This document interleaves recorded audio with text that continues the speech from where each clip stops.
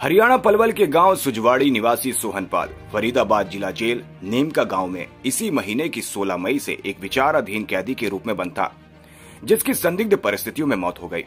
आपको बता दें कि मृतक पलवल के गांव सुजवाड़ी का रहने वाला था। मृतक का नाम सोहनपाल, जिसकी उम्र लगभग 35 साल है। परिजनों के अनुसार उनको नीमका जेल से फोन आया तो पता चला कि सोहनपाल की जेल में तबीयत खराब होने के चलते इलाज के दौरान फरीदाबाद सिविल अस्पताल में ही मौत हो गई। वहीं मृतक सोहनपाल परिवार के लोगों ने जिला जेल के अधिकारियों पर इलाज सही और समय पर न कराने और अस्पताल प्रशासन पर इलाज में लापरवाही के आरोप लगाते हुए आरोपियों के खिलाफ सख्त कार्रवाई की मांग की है। ये तस्वीर उसी मृतक सोहनपाल की है जो बल्लभगढ़ में स्थित फरीदाबाद जिला जेल नीमका में बंद था। दरअसल बीते 16 मई को रोडवेज विभाग के बल्लभगढ़ डिपो में डीजल की हेराफेरी करने के मामले को लेकर 35 वर्षीय सोहनपाल को फरीदाबाद की जिला नीमका जेल भेज दिया था। परिजनों के अनुसार वो बीती शाम ही उससे जेल मिलने गए थे। वहीं मृतक सोहनपाल ने हल्के बुखार की शिकायत बताई थी, लेकिन तबीयत ज्यादा खराब नहीं बताई थी। उससे मिलने के बाद वो घर चले गए। अचानक आज सुबह लगभग 4 बजे जेल से फोन आया कि सोहनपाल की तबीयत खराब होने के बाद उसे फरीदाबाद के सिविल अस्पताल लाया गया है, जहां पर इलाज के दौरान विचाराधीन कैदी सोहनपाल की मौत हो गई है। वहीं परिजनों ने इलाज में लापरवाही का आरोप लगाते हुए कहा कि अगर सोहनपाल की तबीयत खराब थी तो जेल प्रशासन ने सही वक्त पर इलाज क्यों नहीं किया। वहीं उन्होंने कहा कि अस्पताल में डॉक्टर सही और समय पर इलाज करते तो उनका बेटा बच सकता था। इस पूरे मामले पर जानकारी देते हुए सोहनपाल के पिता ने बताया कि बीती 16 मई को सोहनपाल, जो कि हरियाणा रोडवेज विभाग में क्लर्क के पद पर तैनात था, उसे रोडवेज विभाग ने एक षड्यंत्र के तहत झूठे केस डीजल की हेराफेरी के मामले में जेल भेज दिया था। उन्होंने कहा कि सोहनपाल पर झूठे आरोप लगने के बाद मृतक के परिजनों ने हरियाणा रोडवेज फरीदाबाद विभाग को उनके मुताबिक जैसे तैसे 11 लाख रुपए जमा करवा दिए थे। बावजूद उसके इस पूरे मामले को निपटाने की एवज में चंडीगढ़ में बैठे एक उच्च अधिकारी ने निजी शख्स को भी 2.5 लाख रुपए बतौर रिश्वत के भी दिए थे।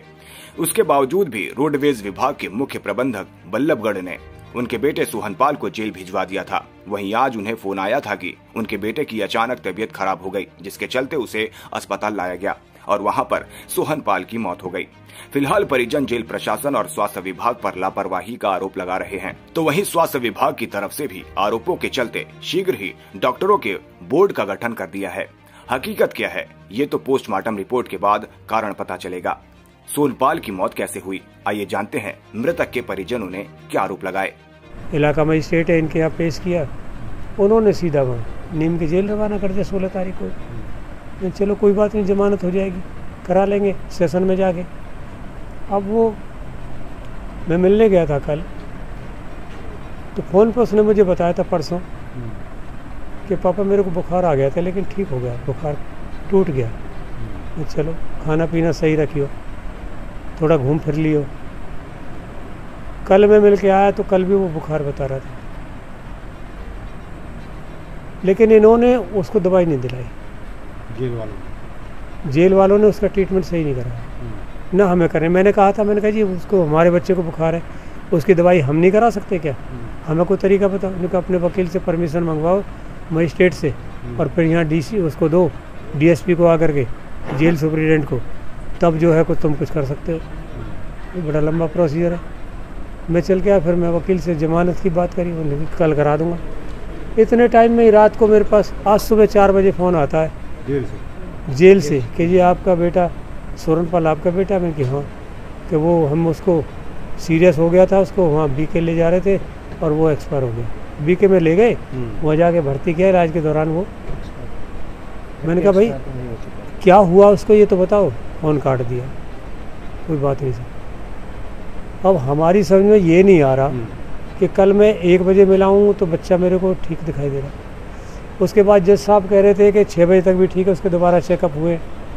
फिर ऐसी क्या बीमारी हो गई जो अचानक उसको आधे घंटे में या 10 मिनट में उसकी जान ले गई।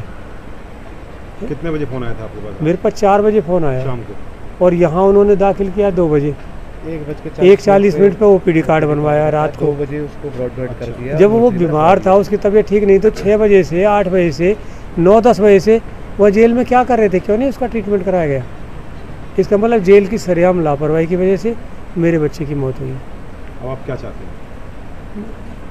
मैं तो ये चाहता हूँ मेरा बच्चा तो वापस नहीं आएगा, लेकिन कम से कम प्रशासन को इतनी नसीहत तो मिले कि कम से कम किसी और का तो नुकसान आगे से ना हो। दोषी अधिकारियों के खिलाफ दोषियों के खिलाफ कार्रवाई तो हो, जो आगे किसी के साथ वो ऐसा ना करे। मैं तो, मेरा इकलौता बेटा था, मैं तो सब कुछ खो बैठा हूँ, लेकिन कोई मेरे जैसा कोई और भी तो सफ़र ना करे वहाँ, इसलिए उनके खिलाफ कार्रवाई तो होनी चाहिए, चाहे जो भी है उसमें। लेकिन हमें लगता नहीं कि यहाँ, क्योंकि यहाँ तो भाईचारा ज़्यादा चलता है, मेल मिलाप ज़्यादा चलता है। जज साहब भी कुछ थोड़ी सी उनकी भाषा में समझ रहा था, जब बात कर रहे थे तो कह रहे थे कि किसी ने मारा तो नहीं है। मैंने कहा जी मैं कब कह रहा हूँ किसी ने मारा, कि चोट के निशान वगैरह देख लो, इन बातों से क्या लेना देना।